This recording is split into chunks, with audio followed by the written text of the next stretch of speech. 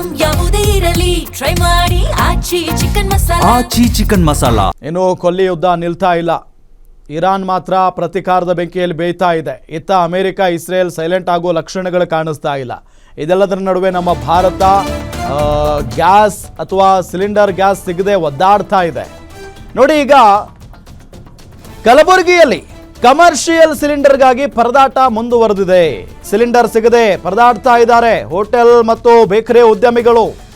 ಕಾಳಸಂತೆಯಲ್ಲಿ ಎಗ್ಗಿಲ್ಲದೆ ಮಾರಾಟವಾಗ್ತಾ ಇವೆ gas cylinders. ಏಜೆನ್ಸಿಗಳ ವಿರುದ್ಧ ಹೋಟೆಲ್, ಬೇಕರಿ, ವಸತಿ ಗೃಹ ಮಾಲೀಕರ ಸಂಘ ಕಿಡಿಕಾರಿರೋದು. ಸರ್ಕಾರ ಹೇಳ್ತಾ ಇದೆ, ಆದರೆ ನಮಗೆ ಕಮರ್ಷಿಯಲ್ ಗ್ಯಾಸ್ ಸಿಲಿಂಡರ್ ಸಿಗ್ತಾ ಇಲ್ಲ.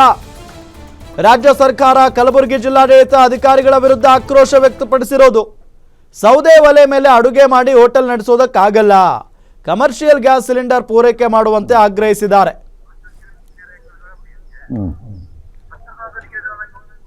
ಸಿಲಿಂಡರ್ ಇಂದ ಸಂಪೂರ್ಣವಾಗಿ ನಮ್ಮ ಬಿಸ್ನೆಸ್ಸಿಗೆ ನಷ್ಟವಾಗಿ ಬಂದಿದೆ.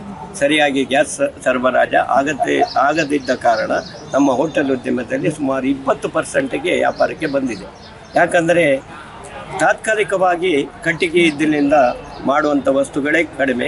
ಗ್ರಾಹಕರು ಕೇಳಿದ ದೋಸೆ, ಪೂರಿ ಇಂಥ ತಿಂಡಿ ತಿನಿಸುಗಳನ್ನು ನಮಗೆ ಕೊಡಲು ಆಗುವುದಿಲ್ಲ.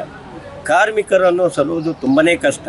ನನ್ನ ವಿಚಾರದಲ್ಲಿ 3 ವರ್ಷದ ಹಿಂದೆ ಕೋವಿಡ್ ಬಂದಾಗ ನಮ್ಮ ಜೀವ ಉಳಿಸಿಕೊಳ್ಳುವ ಒಂದು ವಿಚಾರದಲ್ಲಿ ಹೋಟೆಲೆಲ್ಲ ನಾವು ಬಂದ್ ಮಾಡಿ ನಾವು ಕಾರ್ಮಿಕರನ್ನು ಊರಿಗೆ ಕಳಿಸುತ್ತೀವಿ. ಆದರೆ ಇವತ್ತಿನ ದಿನ ಆ ದಿನಕ್ಕಿಂತ ಕಷ್ಟವಾಗಿ ತೋರುತ್ತಿದೆ. ನಾವು ಕಾರ್ಮಿಕರನ್ನು ಸಲುವುದು, ನಾವು ವ್ಯಾಪಾರ ಮಾಡುವುದು ಒಂದು 20%, ಬಾಡಿಗೆ ಕಟ್ಟುವುದು, GST, ಮಹಾನಗರ ಪಾಲಿಕೆ. ಹಾಗೆ ನಮ್ಮ ಗೌರ್ಮೆಂಟ್ ಪೇಪರಲ್ಲಿ ಅನೌನ್ಸ್ ಮಾಡ್ತದೆ 70% ನಾವು ಕೊಡ್ತಾ ಇದ್ದೀವಿ ಅಂತೇಳಿ.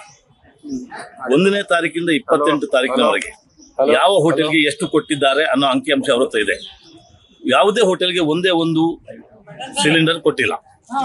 ಅದೇ ಸಿಲಿಂಡರ್ಸ್ ನಿಮಗೆ ಬೀದಿ ಬದಿ ವ್ಯಾಪಾರಿಗಳಲ್ಲಿ ಸಿಗ್ತದೆ, ಜಾತ್ರೆ ಹೋಗ್ರಿ ಎಲ್ಲರ ಕಡೆ ಸಿಗ್ತದೆ.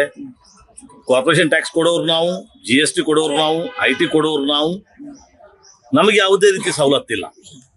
ನಾವು ಯಾವ ರೀತಿ ಹೋಟ್ಲನ್ನು ನಡ್ಸ್ಕೊಂಡು ಹೋಗ್ಬೇಕು ಅಂತ ಹೇಳೋದೇ ನಮಗೆ ಗೊತ್ತಾಗ್ತಾ ಇಲ್ಲ.